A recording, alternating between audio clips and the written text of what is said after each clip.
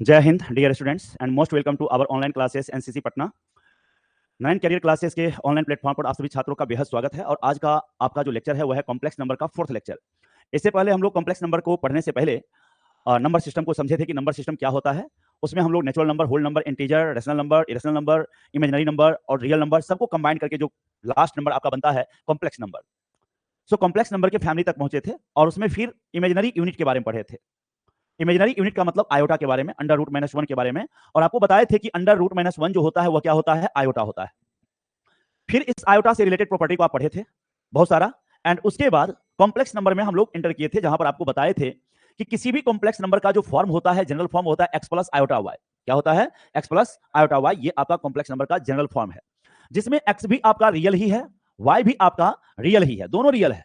लेकिन एक्स जो है अकेले है, इसलिए उसे real part of complex number कहेंगे। और वाई जो है वो आयोटा के साथ है, इसलिए इसे imaginary part of complex number कहेंगे। रियल में वास्तव में एक्स भी रियल नंबर है और वाई भी क्या है, रियल नंबर है। दोनों ही रियल नंबर है, लेकिन अपने एक अलग रहने की वजह से और दूसरा किसी के साथ रहने की वजह से अलग अलग नामों से जाना जाता है। एक्स यहां अकेले है, इसलिए इसे रियल पार्ट कहेंगे of complex number. And y को क्या कहेंगे, इमेजिनरी पार्ट कहेंगे। क्या कहेंगे, इमेजिनरी पार्ट। फिर उसके बाद आपको हम समझाए कि कोई कॉम्प्लेक्स नंबर प्योरली रियल कब होता है, जब उसका इमेजिनरी पार्ट जीरो हो जाए, इमेजिनरी पार्ट जीरो हो जाए। फिर आपको बताया कि प्योरली रियल कब होगा, तो इमेजिनरी पार्ट जीरो हो जाए। और अगर आपसे पूछा जाए प्योरली इमेजिनरी कब होगा, तो रियल पार्ट जीरो हो जाना चाहिए। क्या हो जाना चाहिए, real part zero. Purely real के लिए imaginary part zero, purely imaginary के लिए, बात समझ आ रहा है ना। तो अब यहां पर देखिए, ये जो आपका है, अगर एक्स जीरो है तो जेड आपका प्योरली इमेजिनरी हो जाएगा, प्योरली इमेजिनरी हो जाएगा। और अगर y आपका जीरो है तो z इज प्योरली रियल हो जाएगा। कॉम्प्लेक्स नंबर प्योरली रियल होने के लिए इमेजिनरी पार्ट को जीरो होना पड़ेगा, प्योरली इमेजिनरी होने के लिए रियल पार्ट को जीरो होना पड़ेगा। कहीं कोई दिक्कत। उसके बाद आपको बताए थे कि अगर ये y जीरो के बराबर नहीं हो, y जीरो के बराबर, तब इसे हम इमेजिनरी नंबर कहेंगे। क्या कहेंगे, तो कोई भी कॉम्प्लेक्स नंबर इमेजिनरी कब कहलाएगा, जब उसका इमेजिनरी पार्ट जीरो के बराबर नहीं हो। फिर आपको समझाए थे कि जीरो एक ऐसा नंबर है जो प्योरली रियल भी है और प्योरली इमेजिनरी भी है। जीरो एक ऐसा नंबर है जो प्योरली रियल भी है और प्योरली इमेजिनरी भी है। और इसके अलावा कोई ऐसा नंबर नहीं है जो प्योरली रियल होने के साथ साथ प्योरली इमेजिनरी भी हो। लेकिन साथ ही आपको यह भी बताए थे कि जीरो प्योरली इमेजिनरी तो है, लेकिन इमेजिनरी नहीं है। जीरो प्योरली इमेजिनरी है बट इमेजिनरी नहीं है। इसका सारा कंडीशन पिछले क्लास में हम आपको क्लियर कर चुके हैं। अगर आपका छूट गया तो बैक लेक्चर को देखिए और अच्छे से उसको समझ लीजिए, ठीक है। एंड आगे जो आज हम देखने वाले हैं, इसमें कुछ समझना यह है कि इमेजिनरी नंबर में बड़ा छोटा का कॉन्सेप्ट नहीं होता है। दो रियल नंबर को आप कंपेयर कर सकते हैं कि कौन नंबर बड़ा होगा और कौन नंबर छोटा होगा। अगर कोई आपसे कहता है कि 8 बड़ा है या 6 बड़ा है, तो आप बड़ी आसानी से कह देते हैं कि 8 बड़ा है और 6 छोटा है, क्योंकि ये दोनों नंबर आपका क्या है, रियल नंबर है। दोनों नंबर क्या है, तो दो रियल नंबर को आप कंपेयर कर सकते हैं कि कौन बड़ा है और कौन छोटा है। लेकिन अगर इमेजिनरी नंबर है, एक दे दिया 8 + 10 आयोटा, दूसरा दे दिया 7 + 3 आयोटा, इसमें से आप यह नहीं कह सकते कि ये बड़ा है और ये छोटा है, ऐसा आप नहीं कह सकते। दो इमेजिनरी नंबर में बड़ा छोटा का कॉन्सेप्ट नहीं चलता है।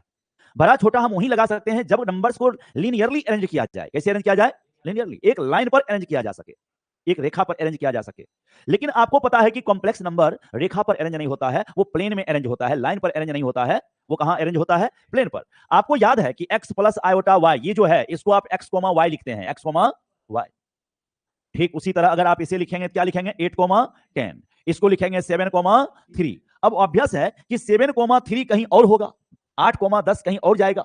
और जिनसे दोनों का अलग अलग तरीके का डायरेक्शन होगा, और दो अलग अलग डायरेक्शन में जाने वाले नंबर का हम कंपेयर नहीं कर सकते। सुनाई दिया, अगर सेम डायरेक्शन में सारे नंबर हैं तभी जाके कंपेयर की बात होगी, ठीक है। अगर आप कहेंगे कि सर यहां पर देखो सेम डायरेक्शन का मतलब हुआ कि लीनियरली एक लाइन पर सारा नंबर आ जाए, इस पर सारा आ गया था, तुम बड़ा छोटा कह लेते थे रियल नंबर को। लेकिन अब अगर कोई यहां है कोई यहां है, इस तरह से है, तो बड़ा छोटा हम नहीं कह पाएंगे। सेम डायरेक्शन में भी हम कहे कंपेयर, अगर मान लिया कोई ऐसे गया, एक ही डायरेक्शन में सब जा रहा है, तब भी इमेजिनरी नंबर है। क्या है, इमेजिनरी नंबर को कंपेयर करना संभव नहीं है। दो इमेजिनरी नंबर में कौन बड़ा होगा कौन छोटा होगा ये हम नहीं कह सकते। यहां एक नोट आपको मिलेगा, यह नोट क्या है सो समझिए। कहता है the law of inequality, the law of inequality does not hold good, does not hold good in the set of imaginary number, in the set of imaginary number. Inequality का मतलब होता है असमानता। इनइक्वालिटी का मतलब क्या होता है, असमानता। असमानता का अर्थ हुआ असमान होना, है ना। तो हम वहां पर कह पाते हैं कि कौन बड़ा है और कौन छोटा है, लेकिन इमेजिनरी नंबर में आप नहीं कह सकते कि कौन बड़ा है और कौन छोटा है। सो कहीं पर अगर ऐसा लिख दिया 8 + 2 iota is greater than 1 + iota, तो इसको हम मीनिंगलेस कहेंगे। क्या कहेंगे, इज मीनिंगलेस। ये आपका मीनिंगलेस है। अर्थहीन है। इस तरह की चीजों को हम सही या गलत नहीं बोल सकते, है ना। ठीक उसी तरह अगर कोई कहता है कि 10 + 5 iota is less than 70 - 20 iota, ऐसा कह दिया, तो यह भी आपका क्या है, मीनिंगलेस है। ये भी क्या है, मीनिंगलेस। सो जब जब आपको इमेजिनरी नंबर के बीच कंपेयरिंग की बात होगी तो आप कहेंगे कि दो इमेजिनरी नंबर को कंपेयर करना संभव नहीं है। दो इमेजिनरी नंबर को कंपेयर करना संभव नहीं है। हम यह नहीं कह सकते कि कौन इमेजिनरी नंबर बड़ा है और कौन इमेजिनरी नंबर छोटा है। चलिए आगे हम लोग देखते हैं इक्वलिटी ऑफ कॉम्प्लेक्स नंबर। हम पहले देख चुके हैं कि दो कॉम्प्लेक्स नंबर इक्वल कब होगा। तो हम पढ़े थे कि दो कॉम्प्लेक्स नंबर इक्वल होगा यदि उनके कॉरस्पॉन्डिंग पार्ट्स बराबर हो। फर्स्ट का रियल पार्ट सेकंड के रियल पार्ट के बराबर होगा, फर्स्ट का इमेजिनरी पार्ट सेकंड के इमेजिनरी पार्ट के बराबर होगा। तब ऐसी स्थिति में दोनों कॉम्प्लेक्स नंबर क्या होगा, इक्वल होगा। सो अगर आपको कहीं ऐसा लिखा है x1 + iota y1 = x2 + iota y2, ऐसा कहीं भी लिखा है, तो आप ध्यान दीजिए LHS में एक कॉम्प्लेक्स नंबर है और RHS में भी एक कॉम्प्लेक्स नंबर है। जैसे ही यहां बीच में इक्वल का साइन हो गया तो आप क्या कहेंगे, इसका रियल पार्ट इसके रियल पार्ट के बराबर और इसका इमेजिनरी पार्ट इसके इमेजिनरी पार्ट के बराबर। ऐसा लिखा हुआ होने पर आप लिख सकते हैं x1 = x2 and y1 = y2। इस तरह से बात समझे कि नहीं। यहां पर अब हम लोगों को इस पर मान लीजिए कोई क्वेश्चन दे दिया इस तरह से, if a + b + a - b iota is equal to दे दिया आपको 8 + 2 आयोटा, 8 + 2 आयोटा, और तब आपसे कह दिया then a² + b² equal to what, question लेके दे दिया, है ना। ऑप्शन दे दिया आपको यहां पर 8, बी में दे दिया आपको यहां पर 24, सी में दे दिया 34, डी में दे दिया नन ऑफ दीज, ऐसा आपको क्वेश्चन दे दिया। देख रहे हैं ना। अब देखिए गौर करिए, यहां इक्वल का सिंबल है, इक्वल के लेफ्ट साइड भी आपको एक इमेजिनरी नंबर है, कॉम्प्लेक्स नंबर है, और राइट साइड भी एक इमेजिनरी नंबर है, कॉम्प्लेक्स नंबर है, और दोनों कॉम्प्लेक्स नंबर के बीच इक्वल का सिंबल है। तो हम पढ़ चुके हैं कि दो कॉम्प्लेक्स नंबर आपस में बराबर कब होगा, जब पहला का रियल पार्ट दूसरे के रियल पार्ट के बराबर हो, पहला का इमेजिनरी पार्ट दूसरे के इमेजिनरी पार्ट के बराबर हो। अब बताइए LHS में रियल पार्ट क्या है, a + b है, नहीं है, और RHS में रियल पार्ट क्या है, 8 है। बिना आयोटा वाले को रियल पार्ट कहते हैं। पहला इक्वेशन लिख दिया हम लोग।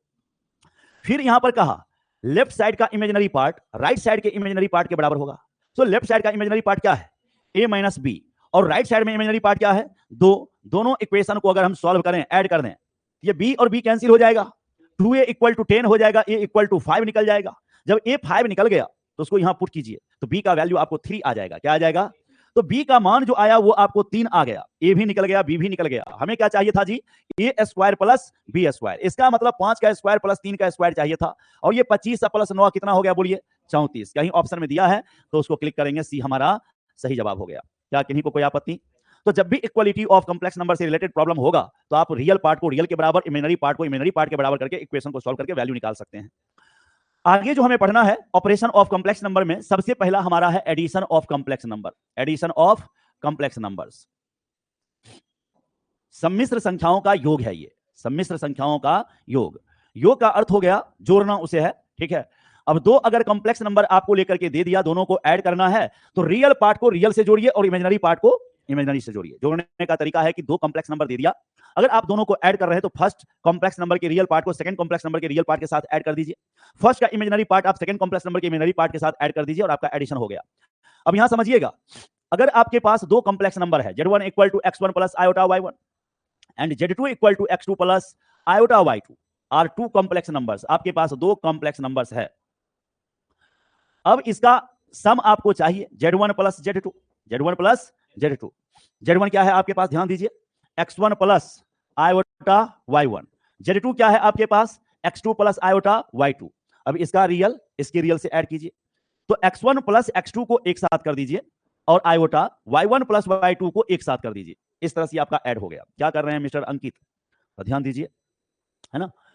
इसी को अगर हम ऑर्डर्ड पेयर फॉर्म में लिखेंगे, कैसे लिखेंगे, ऑर्डर्ड पेयर फॉर्म में, ऑर्डर्ड पेयर फॉर्म। तो आपको क्या सिखाए हैं अंकित और आर्यन, आप दोनों बच्चे अलग अलग बैठिए। आर्यन उठिए वहां से, आप उठिए, हाँ चलिए यहाँ बैठिए, यहाँ सामने आइए, सामने आइए आप, ठीक है। और आपका अगर कॉम्प्लेक्स नंबर रिपीट हो रहा है तो रिवीजन को ठीक से देखिए ना, क्या प्रॉब्लम है, 2 बार पढ़ने में खराबी है, तो फेस ऊपर रखिए ना सामने, हैं चेहरे छुपा के क्यों रखे हुए हैं, सामने देखिए, फ्रंट में देखिए, और जो डाउट होता है किसी तरह का तो बात कीजिए हमसे।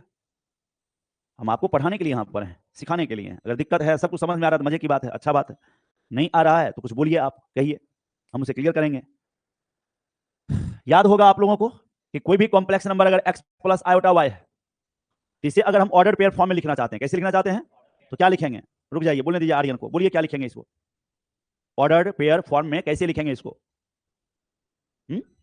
नहीं ध्यान है तब, जबकि अभी अभी थोड़ी देर पहले सिखाए हैं। आइए, नजर अगर आप सही रखेंगे ना तो हर कुछ समझने में आएगा। देखिए यहां मिलिए x प्लस आयोटा y को क्या लिखे हैं, x कोमा y एक छोटी ब्रैकेट के अंदर।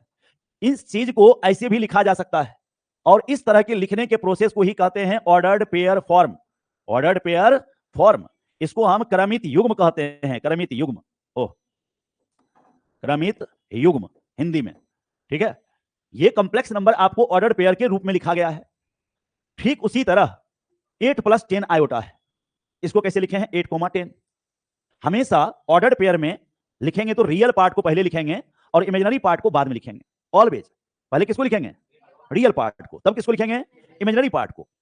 यहां पर गौर करिए 7 प्लस क्या है, 3 आयोटा।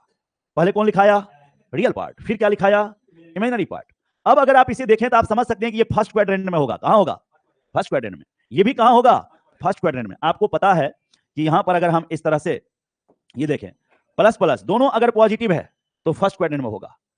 अगर आपका रियल पार्ट नेगेटिव है, इमेजिनरी पार्ट पॉजिटिव है, सेकंड क्वाड्रेंट। दोनों ही पार्ट आपका नेगेटिव है तो थर्ड क्वाड्रेंट में। और अगर x रियल पार्ट पॉजिटिव है और इमेजिनरी पार्ट नेगेटिव है तो फोर्थ क्वाड्रेंट में। और यहां जो कुछ भी होगा वो प्योरली रियल नंबर होगा। x एक्सिस पर जो भी नंबर आएगा सबका सब क्या है, purely real number, purely real number सारा का सारा। और जितना भी इस पर आएगा उसे हम प्योरली इमेजिनरी नंबर कहेंगे। क्या कहेंगे, प्योरली इमेजिनरी नंबर।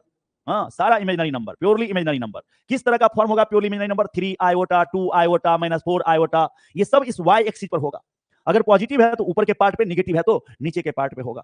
अगर कोई हमसे पूछा कि आयोटा कहां है, तो ये 1 हो गया आयोटा, ये 2 लिए तो 2 आयोटा, ये 3 है तो 3 आयोटा, नीचे जाएंगे माइनस आयोटा, -2 आयोटा, -3 आयोटा, ऐसे जाएगा। बात समझ में आ रहा है। और इसको अगर लिखना होगा पॉइंट में तो कैसे लिखेंगे, 0,3। अगर ये हमारा 2 है, 2, तो ये लिखेंगे 2,0। क्या भारी बात है, असल को देख करके समझ जाओगे कि कहां होगा, है ना। अब अगर कोई तुमसे पूछ दे -1 माइनस आयोटा ये किस क्वाड्रेंट में है, क्या जवाब होगा, है थर्ड में। वेरी गुड, थर्ड में। दोनों नेगेटिव है तो देखो यहां थर्ड। अगर हम बोलेंगे 3 - 4 आयोटा कहां होगा, फोर्थ में। देखो कितना बढ़िया जवाब दिया इतने भाषण के बाद, है ना। तो ध्यान दो, यहां पर अच्छे से सीख सकते हो तुम। चलिए आइए आप आगे बढ़िए। यहां पे ये आपका ऑर्डर्ड पेयर फॉर्म है। ऑर्डर्ड पेयर फॉर्म में इस x1 प्लस आयोटा y1 को हम कैसे लिखेंगे, बोलिए। z1 प्लस z2 है तो इसको कैसे लिखेंगे हम, x1, y1। ये ऑर्डर्ड पेयर फॉर्म हो गया इस कंप्लेक्स नंबर का। फिर इसको क्या लिखेंगे, बोलो, x2, y2। जब इसे ऐड किया जाएगा तो रियल पार्ट से जुड़ जाएगा और कोमा इमेजिनरी पार्ट इमेजिनरी से जुड़ जाएगा। सो दो इमेजिनरी नंबर को जोड़ करके, है ना, जो दो कॉम्प्लेक्स नंबर को जोड़ करके हमें कॉम्प्लेक्स नंबर मिलेगा। क्या मिलेगा, हाँ। लेकिन दो इमेजिनरी नंबर को जोड़ के इमेजिनरी मिले ऐसा जरूरी नहीं है। इमेजिनरी किसको कहते हैं, जिसमें आयोटा का कोएफिशिएंट 0 नहीं हो। आयोटा मौजूद रहना ही चाहिए तब इमेजिनरी है। सारा का सारा रियल नंबर भी कॉम्प्लेक्स नंबर है, सारा का सारा इमेजिनरी नंबर भी कॉम्प्लेक्स नंबर है, और दोनों को मिला दे तब भी कॉम्प्लेक्स नंबर ही है। अगर कोई पूछता है कि नेचुरल नंबर कॉम्प्लेक्स नंबर है कि नहीं है, तो कहेंगे यस, नेचुरल नंबर भी कॉम्प्लेक्स नंबर है। होल नंबर कॉम्प्लेक्स नंबर है कि नहीं है, कहेंगे यस है। अब एक चीज देखिए यहां पर आप लोग, ये जो आपके पास है 5 + 4 आयोटा, ये एक इमेजिनरी नंबर है। ये क्या है, इमेजिनरी नंबर। और ये आपका 6 - 4 आयोटा भी एक इमेजिनरी नंबर है। दोनों क्या है, इमेजिनरी। कॉम्प्लेक्स तो है ही पर इमेजिनरी भी है। क्या है, इमेजिनरी। और जब इसे हम ऐड करेंगे तो देखो ये 4 आयोटा और 4 आयोटा, अब ये आ गया 11। अब ये कॉम्प्लेक्स नंबर तो है पर इमेजिनरी नंबर नहीं है, ये रियल हो गया। क्या हो गया, purely real. And all real numbers are complex number. जितने भी रियल नंबर हैं सबके सब क्या है, हाँ, कॉम्प्लेक्स नंबर है। तो बताओ, दो इमेजिनरी नंबर का जोड़ इमेजिनरी होना जरूरी है क्या, है नहीं। लेकिन दो कॉम्प्लेक्स नंबर का जोड़ कॉम्प्लेक्स नंबर होगा। ये भी कॉम्प्लेक्स नंबर है और ये भी कॉम्प्लेक्स नंबर है और ये भी कॉम्प्लेक्स नंबर है। तो दो कॉम्प्लेक्स नंबर का जोड़ क्या होगा, कॉम्प्लेक्स नंबर होगा। और इस प्रॉपर्टी को कहते हैं क्लोजर लॉ। क्या कहते हैं, हाँ, क्लोजर लॉ। अब ये क्लोजर लॉ क्या है, देखो कई तरह के ऑपरेशन होते हैं जिसमें जोड़, घटाव, गुना, भाग मुख्य है। Addition, subtraction, multiplication and division, ये चारों आपका ऑपरेशन कहलाता है। क्या कहलाता है, ऑपरेशन। बात समझे कि नहीं। अब अगर मान लीजिए कोई सेट ले लेते हैं, सेट का मतलब एक खास तरह के नंबर का फैमिली ले लिए। जैसे हम बोले नेचुरल नंबर, क्या बोले, ये एक तरह का सेट हो गया। अब दो नेचुरल नंबर मन ही मन आप ले लीजिए और उसको जोड़िए। तो जो जोड़ने के बाद आया, क्या वह नेचुरल नंबर है कि नहीं है। अगर हम 5 ले लिए, 4 ले लिए, दोनों को जोड़ेंगे तो क्या होगा, 9 होगा। और ये नेचुरल नंबर है कि नहीं है। So the sum of two natural numbers is also a natural number, therefore addition follow the closure property over the set of natural number. Addition जो है वह नेचुरल नंबर के सेट पर क्लोजर प्रॉपर्टी का पालन कर रहा है। क्लोजर प्रॉपर्टी कब कहलाएगा, समझ में आया कि नहीं आया? जब जिस सेट से मेंबर लिए, जिस सेट से, और ऑपरेशन अप्लाई करने के बाद रिजल्ट भी उसी सेट से आए जहां से मेंबर लिए थे, तब कहेंगे कि वो ऑपरेशन उस सेट पर क्लोजर प्रॉपर्टी का पालन कर रहा है। अब थोड़ा घटाव के बारे में सोचो, तो घटाव के बारे में, दो नेचुरल नंबर चुन लो और उसको घटा दो, तो क्या नेचुरल नंबर आएगा? जरूरी है।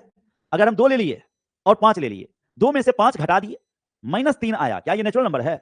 एक जगह भी फेल तो फेल। तुम कहोगे सर ऐसे काहे घटाए? आप ऐसे लीजिए ना, 10 लीजिए और 2 लीजिए, 10 में से 2 घटा दीजिए, 8 नेचुरल नंबर तो हो गया। बात समझ रहे ना? तो यह रूल हर जगह फॉलो होना चाहिए, अगर उल्टा करें तब भी फॉलो होना चाहिए। क्या हो रहा है फॉलो? 2 में से 5 घटाएंगे तो -3 आया, 2 में से 10 घटा देंगे तो -8 आ जाएगा। 2 भी नेचुरल नंबर है, 10 भी नेचुरल नंबर है, लेकिन दोनों का घटाव -8 नेचुरल नंबर नहीं है।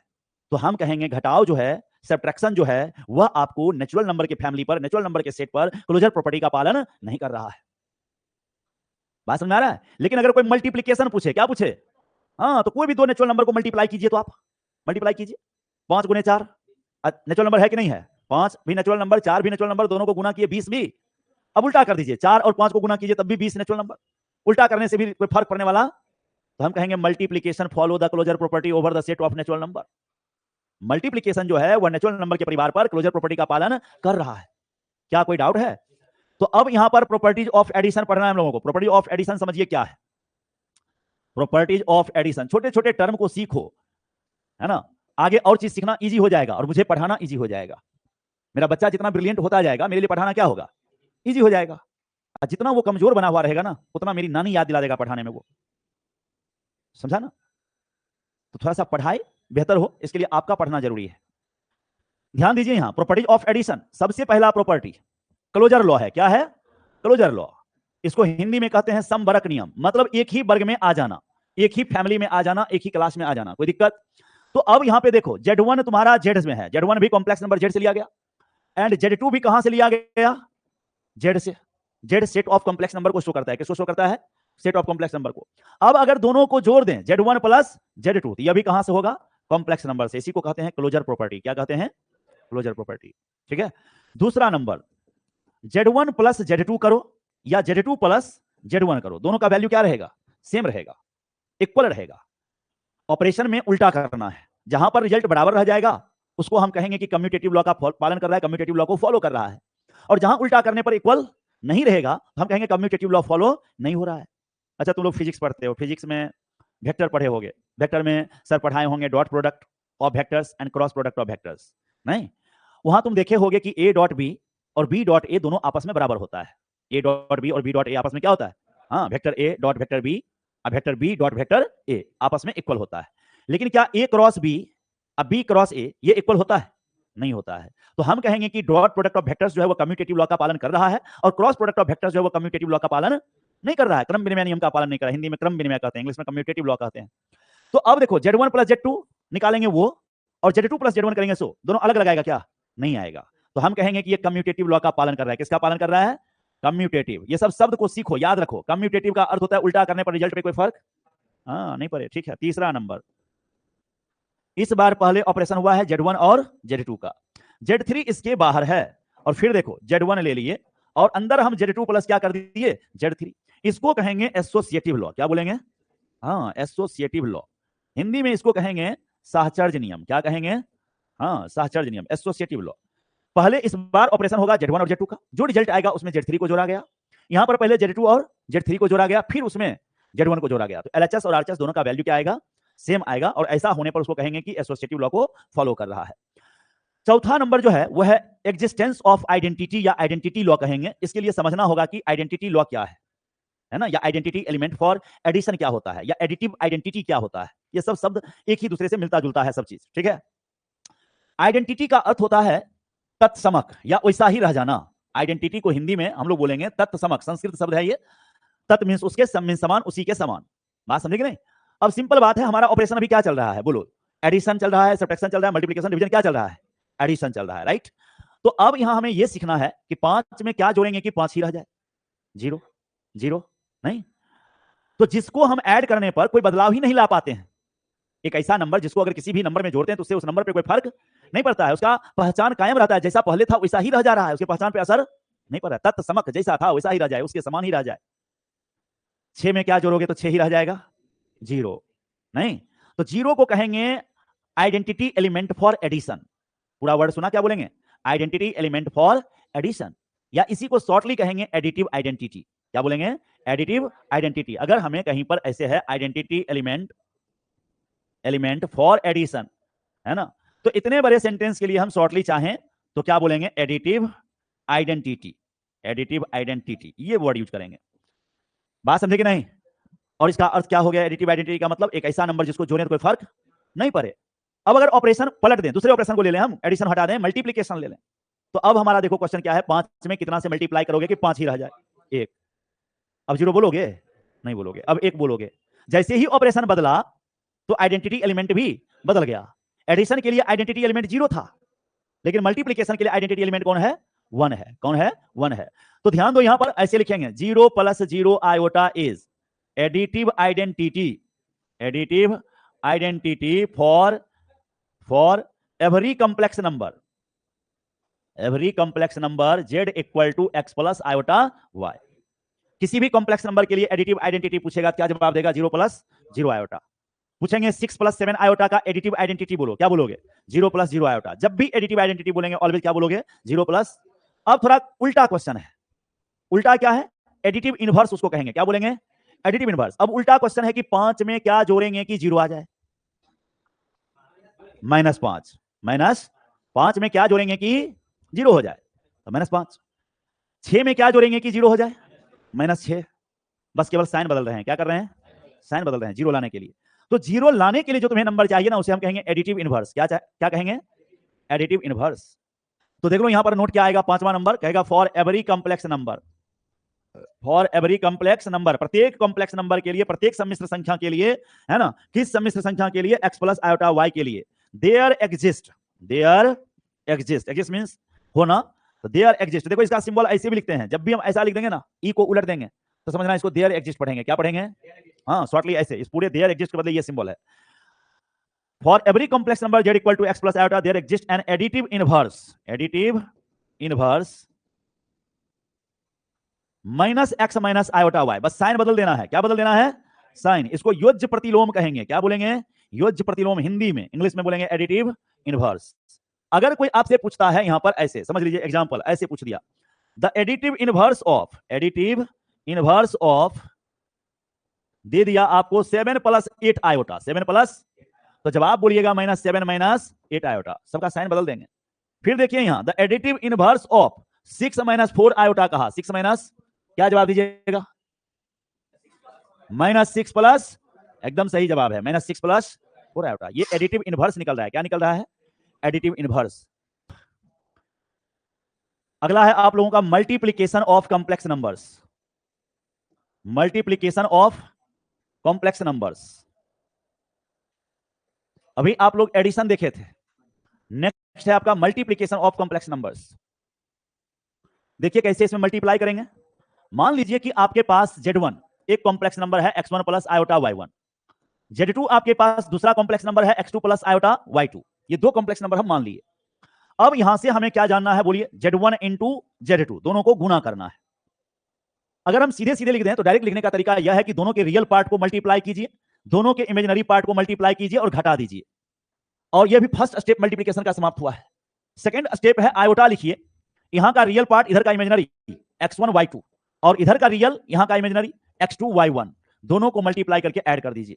देख लीजिए ये आपका सीधे गुना हो गया। हुआ कैसे, समझिए, यहां प्रोसेस से देखिए, प्रूफ से क्या है, Z1 × Z2 आपको निकालना है। Z1 के जगह पर आपको दे दिया x1 + iota y1 into x2 + iota y2 लिख दिए।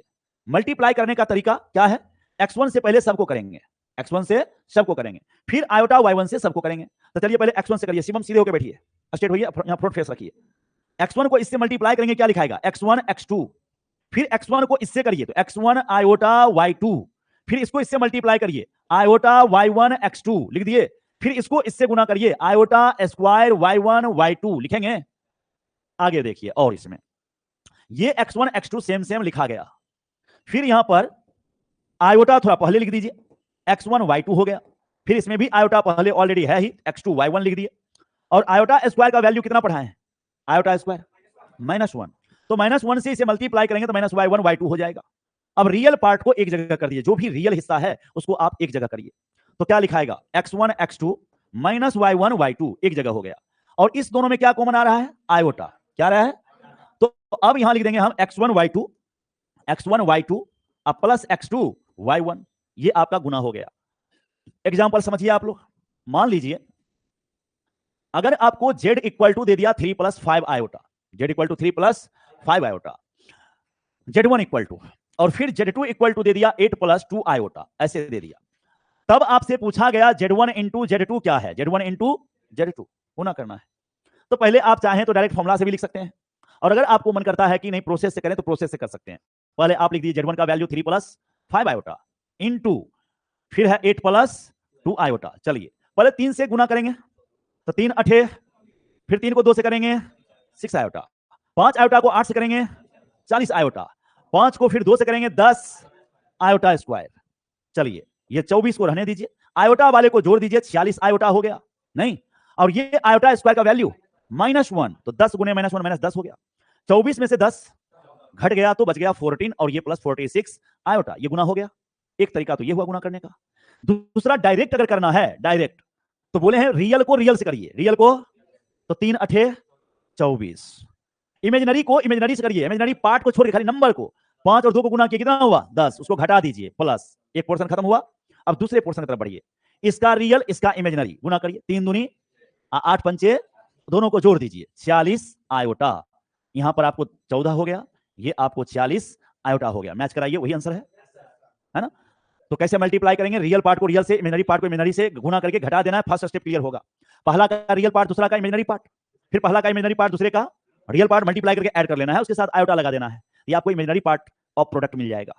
ठीक है, मान लीजिए क्वेश्चन किसी ने ऐसे दे दिया, if z1 equal to a plus iota b and z2 equal to c plus iota d, then आपसे पूछ दिया real part of z1 into z2 क्या होगा, real part of z1 into z2, ये क्वेश्चन है। ऑप्शन लेके दे दिया आपको यहां पर ac प्लस bd, b में दे दिया ac माइनस bd, c में दे दिया ad प्लस bc, और d में दे दिया आपको ad माइनस bc। यहां पर जवाब देना है कि क्या होगा, है ना। तो गौर करिए यहां पर z1 क्या है, a plus iota b, z2 क्या है, c प्लस आयोटा d। आपको पूछा क्या गया है, real part of z1 into z2, z1 into z2 का क्या बताना है, रियल पार्ट क्या बताना है। तो रियल पार्ट का मतलब हुआ जो आयोटा से फ्री है, जो आयोटा से फ्री है उसके बारे में बात करनी है हमें। तो चलो पहले यहां पर z1 इंटू z2 निकाल ही लेते हैं। z1 इंटू z2 निकालने का तरीका क्या सीखे थे, रियल को रियल से गुना करना है ac, इमेजिनरी को इमेजिनरी से गुना करना है bd, उसको घटाना पड़ेगा, प्लस आयोटा। अब इसका रियल तो उसका इमेजिनरी ad, इसका इमेजिनरी तो उसका रियल प्लस bc। हमसे क्या पूछा गया है, रियल पार्ट, क्या पूछा गया है। तो रियल पार्ट कौन है, ये हमारा रियल पार्ट है, ये हमारा ac माइनस, कौन ऑप्शन सही है, बी ऑप्शन सही है, कहीं कोई कंफ्यूजन। और इसी में पूछता imaginary part of z1 into z2, imaginary part of z1 into z2, तब क्या बोलते हैं ad प्लस bc, ये हम सही टिक लगाते हैं तब इमेजिनरी पार्ट पूछता तब। तो दो कॉम्प्लेक्स नंबर को मल्टीप्लाई कैसे करते हैं ये क्लियर हुआ है। अगर आप लोग आज डिस्टर्ब नहीं किए होते तो मल्टीप्लिकेशन का प्रॉपर्टीज भी हम खत्म कर लिए होते। रिक्वेस्ट है कि आगे के क्लास में ऐसी गलती ना करें, और इतना ही संख्या में आप सब आइए, जितने बच्चे आए हैं सब ऐसे ही आइए, ठीक है। नेक्स्ट क्लास जल्द ही हम आपका क्लास रेगुलर करने वाले हैं, मिलते हैं अगले क्लास में, जय हिंद।